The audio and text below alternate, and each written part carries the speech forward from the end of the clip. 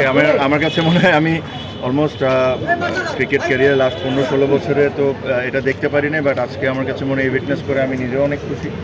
মনে হয় সিনিয়র ক্রিকেটাররা, এমনও ক্রিকেটার আসছে যার সাথে আমার লাইফের ফার্স্ট টাইম দেখা হয়েছে, যারা অনেক ক্রিকেটার, সিনিয়র ক্রিকেটার। তো এটা সুন্দর কার্নিভালের মতো হলো, উইচ ইজ নাইস থিং। আমার কাছে মনে হয় এই জিনিসটা কন্টিনিউ করতে হবে।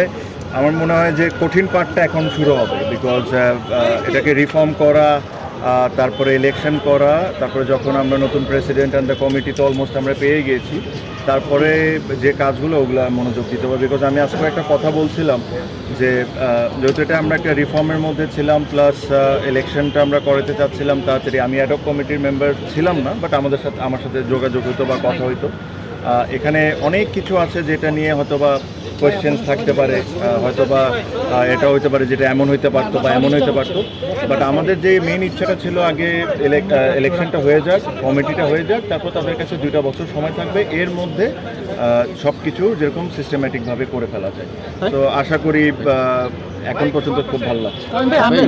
ক্রিকেটারদের এই সংগঠনে আশাটাকে আপনি কিভাবে দেখছেন? মানে রানিং ক্রিকেটাররা থাকলে এই সংগঠনটা আসলে কতটা অ্যাডভান্টেজটা পায়? দেখেন, আমার কাছে মনে হয় যে ধরেন এই কোয়াবের 95% কাজ কিন্তু রানিং ক্রিকেটারদেরকে নিয়ে। বিকজ ধরেন কেউ যদি পেমেন্টের কোনো ইস্যু হয়, কোনো প্লেয়ারের যদি ফ্যাসিলিটিসের ইস্যু হয়, এটাগুলো কিন্তু হবে কারেন্ট ক্রিকেটারদেরকে নিয়ে।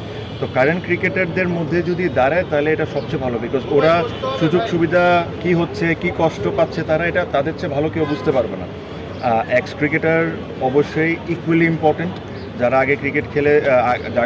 আগে ক্রিকেট খেলেছেন তাদের কন্ট্রিবিউশনও ইজ ইকুয়ালি ইম্পর্টেন্ট, বাট এই অর্গানাইজেশনের 95% কাজ কিন্তু কারেন্ট ক্রিকেটার্সদেরকে নিয়ে। সো ওদের মাঝখান থেকে যদি প্রেসিডেন্ট হয় বা কমিটি হয়, আমি এটাকে খুবই ভালোভাবে দেখি। আমি শিওর এটা রিজন আপনারাও জানেন আমি কি কারণে আসি নাই। সো ওটা আশা করি সামনে আপনারা বুঝতে পারবেন।